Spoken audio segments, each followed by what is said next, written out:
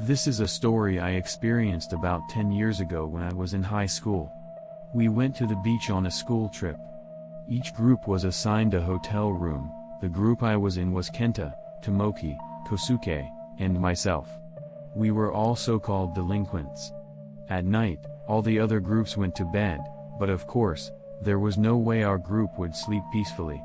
Eventually, we decided to go to the girls' room, and the atmosphere there was like, "That's nice."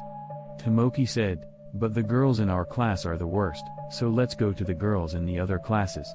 So we decided to go to a hotel a little bit away from the hotel where our class was staying. So we decided to go to the room of a girl in our class who was staying at a place a little far from the hotel where our class was staying.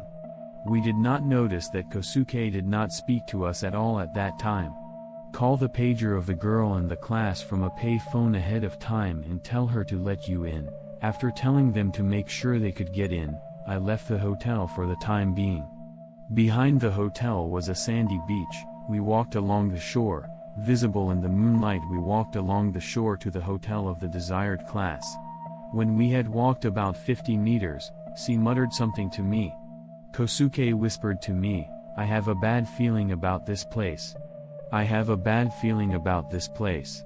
He was a vivacious man, always sprinkled with laughter. His voice was like nothing I had ever heard before, but at that time, his voice sounded more serious and thoughtful than I had ever heard it before. As you can imagine, for a moment we were also very upset, but what was the upsetting part? "Are you psychic or something? Are you just scared?" Kenta's words drowned out our excitement. No, I think everyone was consciously trying to drown it out. The place was filled with small laughter. However, no, it's not like that. It's not like that. I don't care what happens. Kosuke strongly protested, "I don't care what happens to you." But we, too, could not stop the flow that had already started. Tomoki said, "This is foolish. Let's go." We decided to go ahead with the plan. Kosuke kept quiet and kept walking. I think I was about 100 meters from the beach when I saw a figure in the surf. I saw a figure on the edge of the surf a few dozen meters ahead of me. The figure seemed to be walking along the beach, looking out to sea. We thought it might be a teacher making his rounds. We immediately bent down against the shore. The figure walked along the edge of the surf, and gradually its shadow became larger and larger. But there was something odd about the figure. Eventually, the figure took on a distinct shape. The figure was a woman with long hair. "Kenta, that's odd at this hour, isn't it? Ain't she just out for a walk? Tomoki, maybe she's sleepwalking?" I suddenly became concerned about Kosuke. When I looked at him, I saw that he was lying on his face, shaking and saying something. I listened closely. "Please help me, please help me." The woman was looking at the sea from our vantage point and repeating, "Please help me, please help me." The woman was looking out to sea where we could see her. In other words, she paused with her back to us. As expected, I felt strongly that it might be something bad too. I signaled to everyone that we should go home. However, they were not the kind of people who would listen to such a thing. I was also signaled by Tomoki that we should wait until the woman passed by. Tomoki also signaled that we should wait until the woman passed by, so we watched her for the time being. Suddenly, the woman started shouting and making a commotion. "Give me back my baby! Give me back my baby!" They are making a lot of noise, shaking their hair. We were indeed scared and panicked, but we couldn't just run away now. It could have been someone who was a little crazy. We watched the situation with our breath still submerged. I don't know how many tens of seconds or minutes passed. I don't know how many seconds or how many minutes passed, but the woman was screaming madly into the sea. And then, suddenly, it happened. She turned her body toward us and suddenly ran toward us. "It's you guys! It's you guys!" I think he probably said so. We ran away in a panic.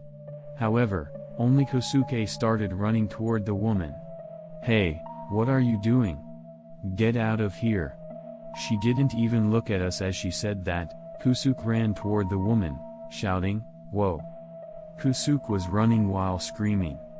Frankly speaking, we did not have time to worry about Kosuke. Anyway, we rushed back to our room. Each of us held our own body, trying to catch our breath and calm our trembling. Some time passed, but Kosuke still had not returned. We had regained some of our composure, but we were indeed worried about Kosuke. We decided to go back to the place where we had just left without anyone telling us. With weapons for self-defense. We headed toward the scene of the crime with a group of people. However, we did not see anyone at all in the direction of the location. We became suspicious and rushed toward the place. But still no one was there. Of course, Kosuke was there, too. We checked around the area, but still could not find anyone. We were so distressed that we had no choice but to go to the teacher's room to tell the teacher what had happened. We were at our wits' end and decided to go to the teacher's room to tell her what was going on. I told the teacher the whole story. However, he did not believe us because of our usual bad behavior. We thought we were getting nowhere, so we went back to our room and waited for Kosuke to return. Naturally, no one was sleeping. How many hours had passed? We seemed to be dozing off. We were awakened by a voice saying, "Hey! Hey! Wake up! Wake up!" The teacher's voice woke us up. The moment I saw his face, I expected the worst. And I was right. In the morning, a fisherman found Kosuke's body. Kosuke had died of drowning. What was suspicious was that he had died in shallow water. He had not swum and drowned and was not swept away, but his feet were facing the beach. He was not drowned by swimming, but he died in the shallow water with his feet facing the beach and his face sunken in. It was as if someone had held his head down and he died. After that, we each went on different paths. Kenta went to Osaka, Tomoki went to Tokyo to work, and I went to a university in Kyoto. About a year and a half after graduation, in the summer, the second misfortune happened. Tomoki passed away. He had gone swimming in the sea and was drowned by a wave while swimming. After Tomoki's funeral, Kenta and I decided that Tomoki and Kosuke's death was a coincidence. We discussed the deaths of Tomoki and Kosuke as coincidental and unconnected. We discussed it, but each of us was frightened inside. Nothing much happened from then on, and the deaths of Tomoki and Kosuke were put to the back of my mind. 5 years had passed since graduation. Kenta had gotten married and had a baby girl. I still had to stay in college for my credits and was enjoying my student life. Then one day, my house phone rang. It was a man's voice I did not recognize. Then I heard something surprising. It was Kenta's wife's father. Kenta drowned in the sea. Kenta went swimming with his family. There, they were on a boat, as if something called to her. Her 2-year-old daughter fell into the sea. Something called to her and she fell into the sea. Kenta jumped into the sea to save her, but it didn't go as well as he wanted because of his daughter's violent behavior. His wife, who could not swim, desperately called for help, but the help did not arrive in time, and Kenta and his daughter died. The wife also became mentally ill because of that incident. 5 years have passed since then, and nothing has happened to me yet. However, when I see my 2-year-old daughter's sleeping face, I still remember her. Give me back my baby. Give me back my baby. This concludes this story. Thank you for listening to the end.